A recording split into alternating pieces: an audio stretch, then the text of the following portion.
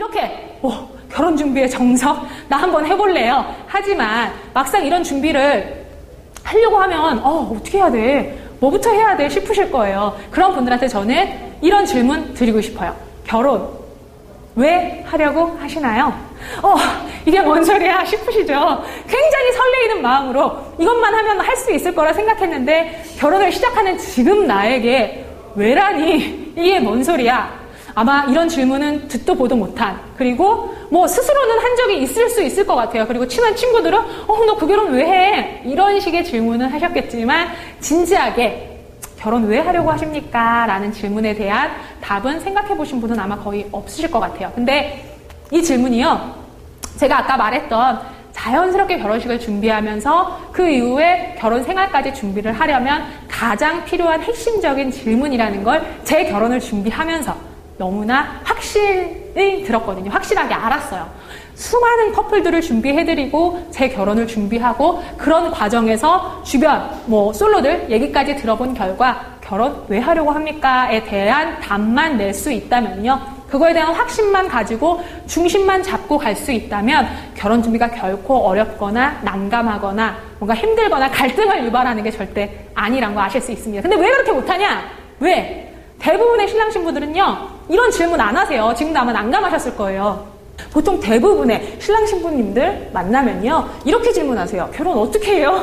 결혼 준비 어떻게 해요? 결혼식 어떻게 해요? 아니 드레스 어떻게 해요? 사진 촬영 어떻게 해요? 라는 질문들을 굉장히 많이 하세요. 그리고 그런 질문들을 하기 때문에 또 결국 결혼식 준비만 합니다. 딱 눈에 보이는 결혼식 준비를 하려면 어떻게 해서 외부에서 계속 답을 찾는 질문들을 하시거든요. 또 결혼식 준비에만 꽂혀 있다 보니까 결국 어떻게라는 질문, 그리고 어떻게를 질문하다 보니까 결국 결혼식 준비밖에 할 수 없게 돼요. 그런데 아까 우리 얘기했듯이 결혼식 준비만 할 게 아니고 결혼식 이후에 결혼 생활까지 같이 준비해야 되기 때문에 어떻게라는 질문보다는 저는 왜라는 질문을 하셔야 된다고 해야 되는데요. 좀 어려우시죠, 지금? 뭔 소리야? 어떻게 준비? 왜 준비? 뭔 말이야? 싶으실 텐데 제가 쉽게 예를 해드릴게요. 보통 이게 웨딩 촬영 사진인데요. 결혼식 앞두고 이제 우리 결혼하자라고 했을 때 대부분 이미지 떠올리시는 게 웨딩 촬영이에요. 딱 사진 예쁘게 드레스 입고 이제 턱시도 입고 예쁘게 촬영하는 것들 딱 주변에서 다 그렇게 해요. 그리고 결혼식 이런 거 찾아보면 다 웨딩 촬영 먼저 나오거든요. 그러다 보니까 이런 준비들을 가장 먼저 하시는데 그러면서 보통 이렇게 생각하시죠. 스튜디오 촬영 어떻게 해요? 이렇게 질문을 많이 하십니다. 그리고 어떻게 해요? 라면서 이렇게 찾아보다 보니까 이런 사진이 보여요. 그러면 이거 어디서 해요? 이 스튜디오 어디야? 너 친구 이번에 너무 예뻤어요. 그럼 너 친구 그거 어디서 했어? 라고 질문을 해요. 그러면서 찾아보면 이게 어디지? 라고 찾다 보면 결국 그거 얼마야? 거기 얼마야? 라고 질문을 하게 됩니다. 그러다가 적당한 가격이면 거기서 하고요. 만약에 가격이 우리 생각과는 다르게 너무 비싸다거나 맞지 않으면 이런 비슷한 컨셉에 좀 가격이 더 저렴한 곳들을 찾아요. 그런 식으로 해서 적당한 곳에서 특별히 의미 없는 결혼식 사진을 촬영하게 됩니다. 그러다 보니까 어떤 얘기들 또 많이 하시냐면요. 결혼한 지 한 1년 정도 넘은 커플들 얘기 들어보면 그거 보지도 않아. 나 어딘지도 몰라 하고 저쪽 작은 방 구석에 처박혀 있고 먼지만 쌓여갑니다. 딱 한두 번 기회가 있어요. 보여줄 기회는 결혼식 끝나고 집들이 때.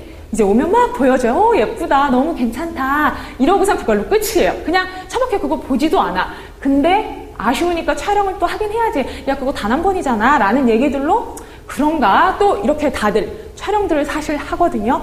근데 그게 다 남들이 하니까 그냥 다들 하기 때문에 어떻게 하지? 에서 시작한 앨범이라서 사실 그래요. 그러면 대체 의미 있는 앨범을 찍으려면 어떻게 하란 소리야? 제가 아까 결혼 왜 하나요? 했죠.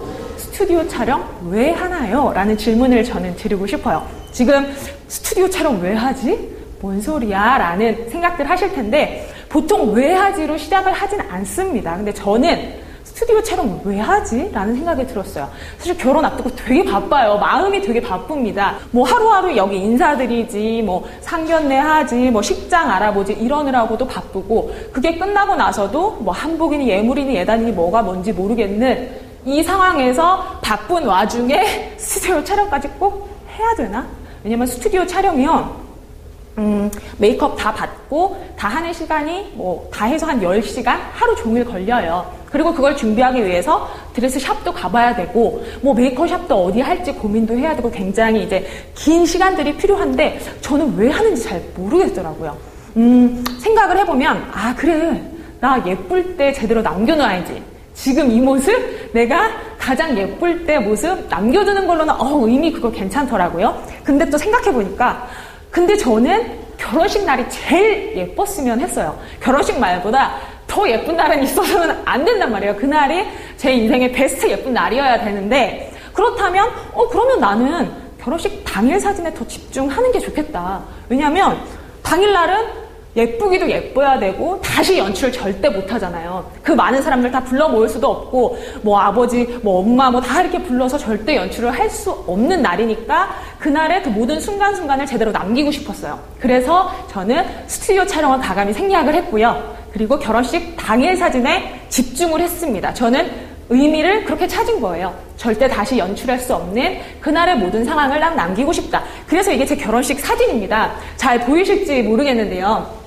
그날의 모든 표정이 고스란히 남았어요. 저는 최대한 자연스럽게 그날의 모든 사진을 굉장히 많이 담아주는 것을 원했거든요. 그래서 메이크업 샵부터 시작해서 결혼식 끝날 때까지 2명의 사진 작가가 저희 결혼식을 모두 담았어요.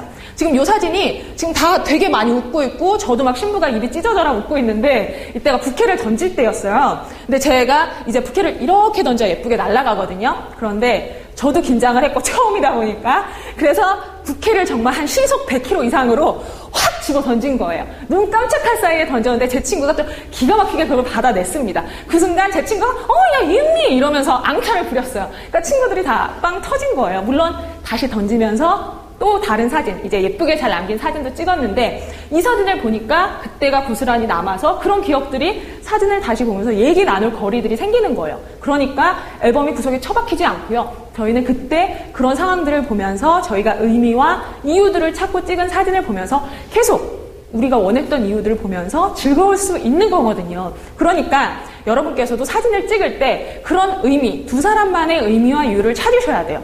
스튜디오 촬영을 할 때도 저기 강사 이은미는 안 찍었대. 그럼 우리도 찍지 말까? 이게 아니고요.